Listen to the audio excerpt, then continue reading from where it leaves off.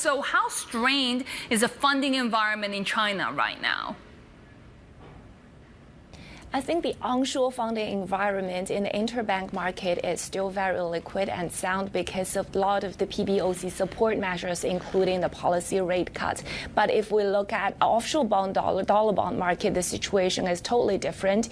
And for the investment grade issuers, they might still be able to tap, but some of them prefer to use the onshore market. For a lot of the high yield issuers, especially the Chinese property developers, it's very difficult. There's very low recognition for them in the offshore dollar bond market, and we expect default to continue in the second half of the year. So that really dampen the investors' interest in these dollar bond issuers. And of course, the expectation is for some sort of property easing measures ahead to help that sector. Are we going to see those coming, and how effective would they be?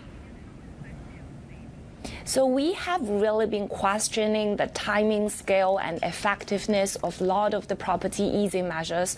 We think doing away with the home purchase restrictions in the first-tier cities might not trickle down to lower-tier cities. We think the bank's profitability has been very thin, so there's very limited room for them to further cut the rates on existing mortgages. And there has been a lot of talks about funding going to support the property sector, but we have seen in the past is these fundings are going to be prioritized for the completion of pre-sold homes, not going to benefit the bondholders. The contraction when it comes to sales, though, remains key, right? Is this, regardless of supportive measures, is the reality just that we're going to see a longer-term structural adjustment in the property sector in China? Yeah, so we don't really expect a very visible recovery of home sales in the second half of the year. We think there's, in general, a lack of animal spirit in both the primary and secondary property purchase market. First of all, it's really because of the weakening macro backdrop. And second is because home buyers' expectation of home prices has really come down over the past 1 year. And if they don't expect this channel to be, a mean of preservation of capital and for deployment of their savings, I think it will be very difficult to see a visible rebound. And I think we have to notice the recovery even in the first quarter of the year for property market has been very uneven across different cities and among different developers. Does that mean we start to see perhaps contagion across non-property related credit, given that we have seen the Zhonghua market just shrinking so rapidly?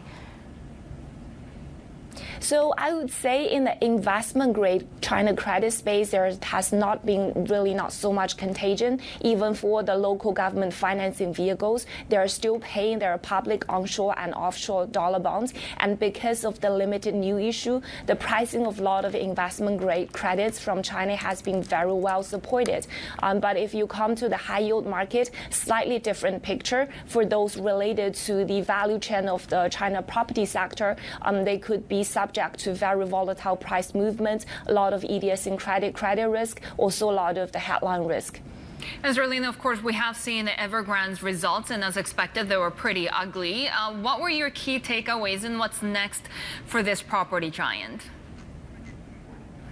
Yeah, I think for sure seeing the result is better than nothing, but there is very limited new information. The numbers are really dated, 7 months old. There has been no up-to-date information in terms of the valuation of their onshore and offshore assets available for restructuring. I think there has been also a lot of doubt in terms of whether the company will resume the share trading on the Hong Kong Stock Exchange, because the auditor is hinting the ongoing concern of this company. So I think coming out with this information is a positive signal, but it is unsure whether this will push forward the debt restructuring process.